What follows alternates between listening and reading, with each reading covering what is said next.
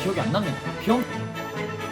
예뻐지고 싶어서 수술했는데 관리 게을리해서 망하면 아니면 뭐 한 번에 몰아서 펼쳐짐, 교정 안됨, 짝짝이, 심각하면 신경 손상. 안녕하세요 여러분, 오랜만에 김슈가입니다. 요즘 우리 모두를 위협하고 있는 바이러스 때문에 야외 활동도 제한적이고 뭔가 할 수 있는 것들이 많이 줄었는데요. 이 기회를 틈타서 저는 비교적 최근에 광대 수술을 했습니다. 아무래도 마스크 착용이 의무화되기도 했고 외출 자제, 밤 10시 제한 등등 밖에서 할 수 있는 활동들도 많지 않다 보니까 오히려 수술 후에 붓기 때문에 수술을 고민했었던 저한테는 약간 기회 아닌 기회라고 좀 생각이 들어서 수술을 받게 되었는데요. 저만 이렇게 생각하는 거는 당연히 아니겠죠. 성형외과도 요즘 굉장한 성수기라고 합니다. 아무튼 그래서 저처럼 시국을 틈타서 평소 콤플렉스를 해결하려고 하시는 분들만을 위해서 이 영상을 제작하게 되었습니다. 그럼 바로 가볼까요?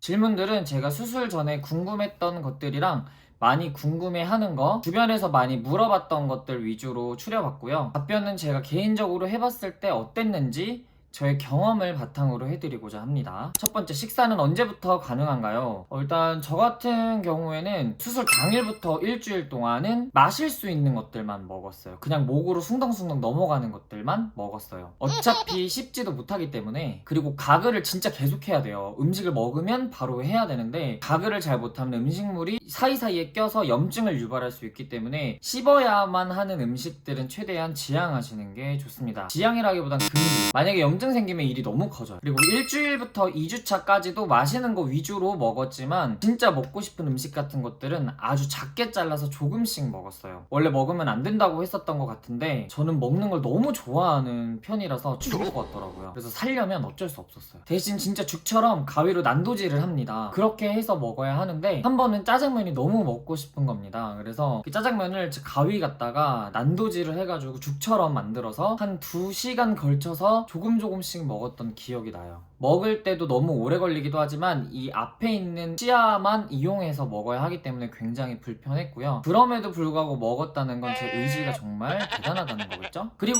이제 3주차부터는 일반식도 이제 먹었는데 아몬드 같은 견과류 포함해서 이제 딱딱한 음식들, 질긴 음식들은 아예 안 먹었었던 것 같고요.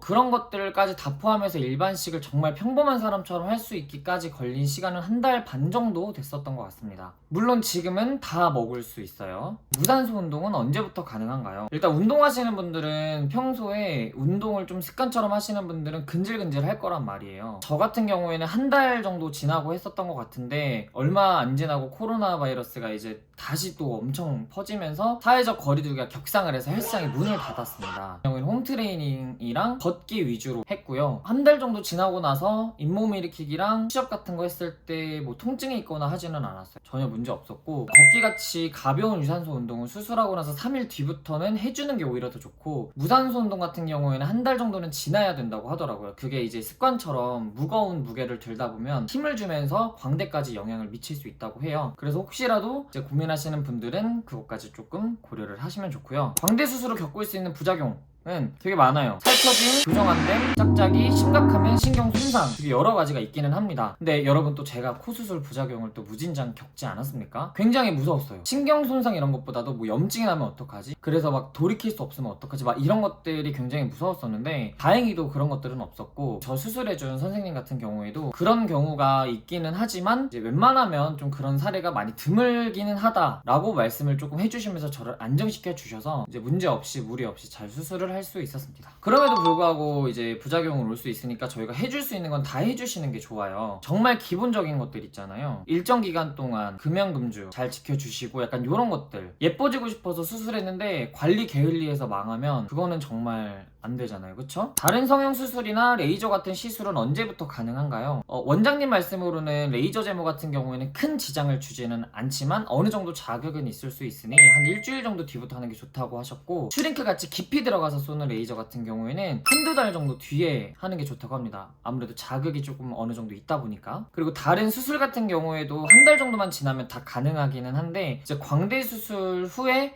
또 다른 수술 예정이라면 아무래도 미리 수술할 병원에 문의를 조금 한다든지 뭐 아니면은 뭐 한 번에 몰아서 많이 아픈가요? 통증의 정도에 대해서 물어보시는 분들이 진짜 많아요. 근데 이게 제가 정말 애매한 게 저는 비염 수술을 같이 했어요. 여러분 비염 수술 진짜 아픈 거 아세요? 인터넷에 검색해보세요. 혹시 비염 수술 생각하시는 분들 다시 한번 생각해보세요. 비염 수술이 진짜 너무 그래서 그것 때문에 통증이 있는지 기억이 안 나요. 그냥 그때 당시에 비염 수술의 통증 말고는 아무것도 기억이 안 나요. 광대 수술이 만약에 아팠다면은 좀 기억이 났을 텐데 기억이 안 나는 거 보니까 참을만 하지 않았을까. 근데 저는 정확한 거는 기억이 안 납니다. 비염 수술이 너무 아팠어요. 술, 담배는 언제부터 할 수 있나요? 저 같은 경우에는 흡연 같은 경우는 한 2달 정도 참았고요. 그리고 음주는 1달 반 정도 뒤에 와인 같은 거 살짝씩 마시는 정도? 소주는 이제 들이붓게 마시게 되니까 와인으로 분위기 내는 정도로 마시다가 지금은 뭐 둘 다 상관없습니다. 근데 회복이 덜 된 상태라면 계속해서 미루시는 게 좋겠죠? 그거는 본인 컨디션에 맞춰서 해주시는 게 좋고 병원에서 권장하는 기간 정도는 꼭 지켜주셔야 된다는 거. 회복 기간은 얼마나 되나요? 출근 가능한 정도, 일상생활이 가능한 정도, 출근했을 때 사람들이 못 알아볼 정도, 이렇게 3가지 정도로 구분을 해봤는데 출근이 가능한 정도는 이거는 마스크를 끼고 있고 또 나 혼자 밥 먹는다고 했을 때 제 기준 아주 빠르면 솔직히는 1달 정도는 있어야 할 것 같아요. 아니 진짜 나는 오히려 너무 억울했던 게 다른 후기들 좀 찾아보면은 그분들이 좀 잘못했다는 게 아니라 저 같은 경우에는 또 이제 붓기가 좀 늦게 빠지는 편이기는 했었거든요. 근데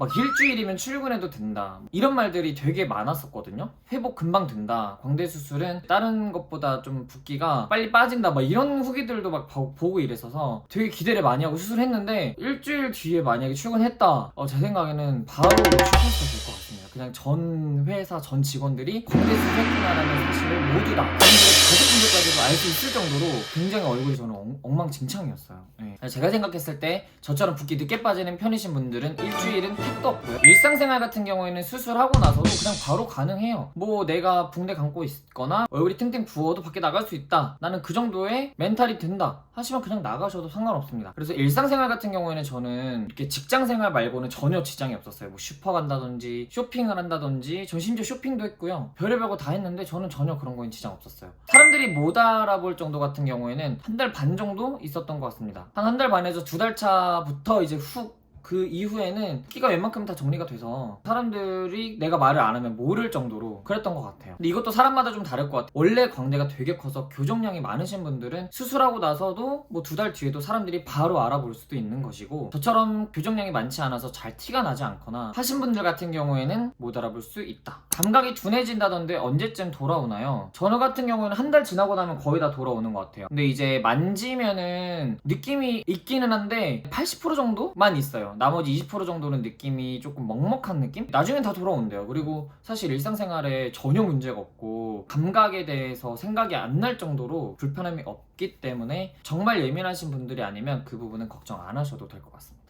입도 제대로 안 벌어지는데 진짠가요? 저 같은 경우에는 원래 입이 작은 편이라서 그렇게 막 잘 벌어지고 크게 벌어지고 막 이런 거는 생각을 좀 안 해봤는데 문제는 없어요. 지금도 그냥 다 벌어지는 것 같고, 근데 수술하고 나서 한 2-3주 동안은 안 벌어져요. 밥숟가락도 하나 제대로 안 들어갈 정도로 저는 안 벌어졌었는데 거기다 제가 입도 작아서 더 안 들어갔었는데 시간 지나고 나니까 다 돌아오던데요. 그 전처럼 그냥 잘 돼요. 밥 먹는데 전혀 문제 없고, 말하는데도 마찬가지고. 흉터는 어디에 남나요? 티가 많이 나나요? 요거는 흉터가 사실 여기에 있거든요. 여기를 이렇게 저는 쬐어요. 여기랑 잇몸. 근데 보이시나요?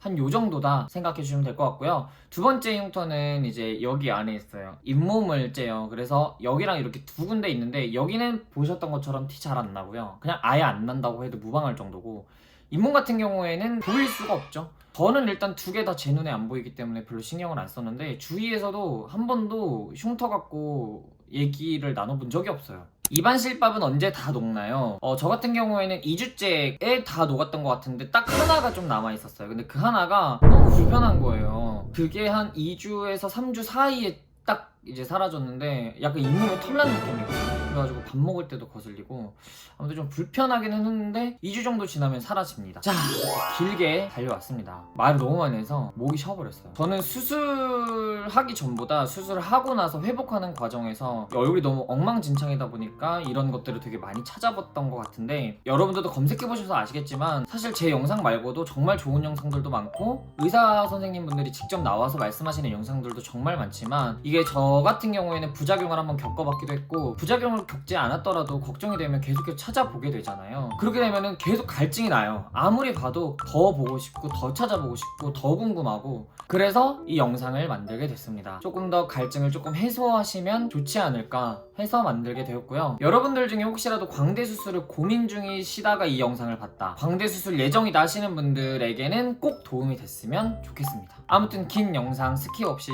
보신 분들은 없겠지만 여기까지 달려와 주셔서 정말 감사드리고요. 저희는 다음 영상에서 또 만나도록 할게요. 끝!